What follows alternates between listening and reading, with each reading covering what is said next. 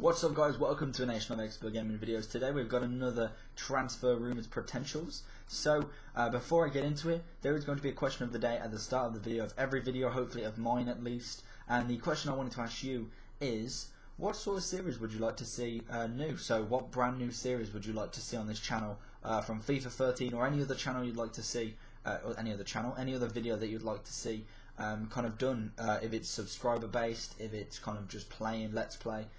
Put it in the comment section below, as you can kind of be thinking that whilst you're listening. So the first player we're going for is Thiago Silva. He is the PSG centre back, and to be honest, he is Brazilian.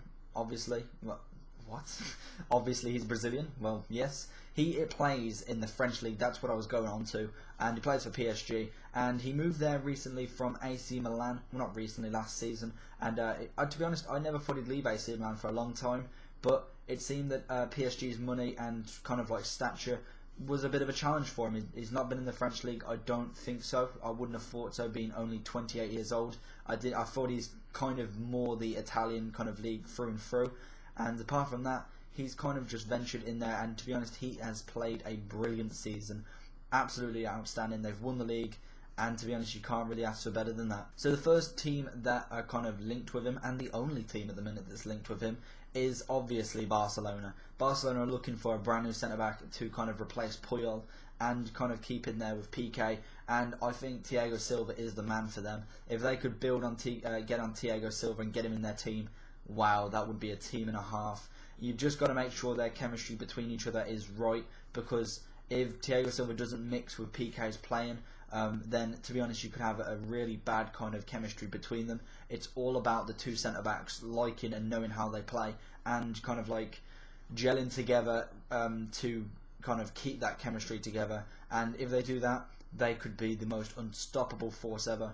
Puyol and PK, Puyol when he was back in his prime and PK starting out, they had a brilliant partnership, to be honest. They played really well together, and it showed in their performance. They had really good kind of games, and as Puyol kind of stepped off the mark, Puyol was the man that would run at him, run at the kind of player, and then PK would drop back. He'd be the kind of man that would clear it off the line if he got past Puyol.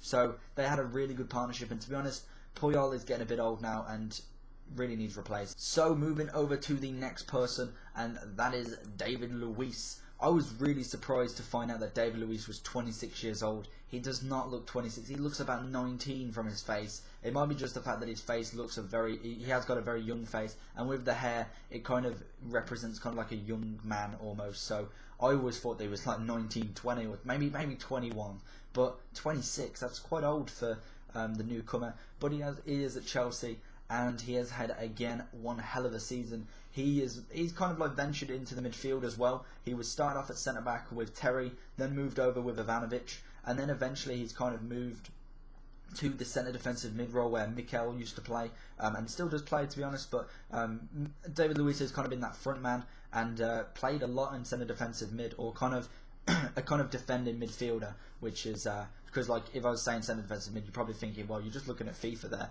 But I mean, as in he is in the midfield, but more kind of defensive work than the midfield. He's not a centre mid, I wouldn't say, but definitely a very good defender, and maybe could play kind of like the defensive mid role, which he has been. So there is 3 clubs in for David Luiz. And currently the lead runners at the minute is Barcelona. They are looking to pick up Ivanovic and David Luiz for a double deal. To be honest, if they got Thiago Silva, I don't think they'd be heavily linked with the 2 Chelsea defenders. I think they'd probably only want 1 defender. Maybe they want 2 to kind of have a backup as well, but I think really they're just looking for that front man that's going to lead their kind of defence as well as PK. So I think if they did manage to pick up 1, they might kind of just leave the other one, or leave the kind of second one down and not really go for him as much. But David Luiz would be absolutely brilliant at Barcelona. I think he would be a very good signing. He's a very strong man, and he is kind of like very physical in his game. You saw it against Rafael and everything. He provokes people, and to be honest, in the Spanish league, it's known for a bit of dirtiness. Not as much as the Italian league, especially when it comes to rivals, but you look at Pepe, Ramos, they do some dirty tackles, and they do, well, Pepe doesn't do it within the game, but Ramos is a very clever defender, and he is one of them defenders that will come at you, and if you kind of get past him, when you fall over after he's tackled you, he may kind of give you a little kick, but he won't he'll make sure that it's within the game, and he doesn't do it on purpose. But doesn't do it shown as purpose. So he is a very clever defender. Whereas Pepe just runs in and kicks someone and boots them again. But do I think David Luiz could cope in the BBVA? I think he probably could, to be honest. He's a very good defender. I would like to see him more in the BPL, still playing for Chelsea, and I don't think he's going to move to Barcelona if they can get their hands on Thiago Silva anyway. The next team that we are going for is Napoli. Napoli have made an interest as well, and to be honest, I don't know the defenders much from Napoli, but I remember seeing is it Gambarini and Campanaro, something like that. Them two there. Looking at them two, kind of just going off FIFA stats here, because obviously I don't know much about the Italian Serie A league.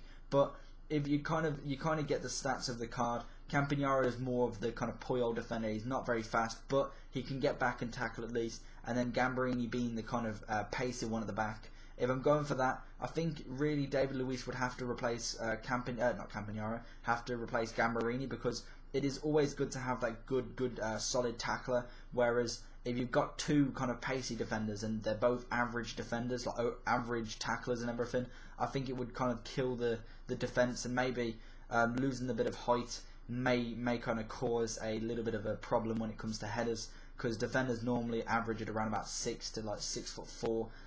Depending on where you go, you can get defenders smaller than that, but obviously their heading's not going to be great. And the final team that are going after David Luiz is Real Madrid.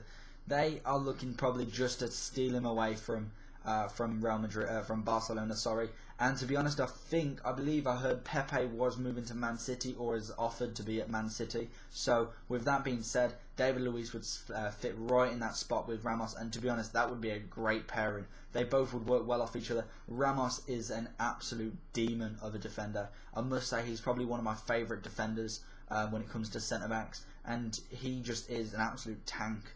And centre-back was definitely the right move for him. Right back, he was brilliant. Centre-back, he is absolutely just out of this world, I'd say.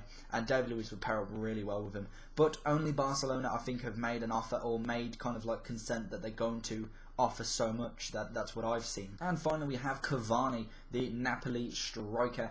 He is Uruguayan, I believe he is. Is he? Just quickly checking on the corner of my eye. Yes, he is. And he is pretty much a demon up front. He's meant to be quite a decent striker, and to be honest, I haven't seen him played as much as some other strikers, but to be honest, looking at the goal records and everything that he's scored, not too bad indeed. He does look one of them demon strikers from the Serie A, and to be honest, there is only one team that are looking to get him, and looking quite close to get him, very, very heavily linked.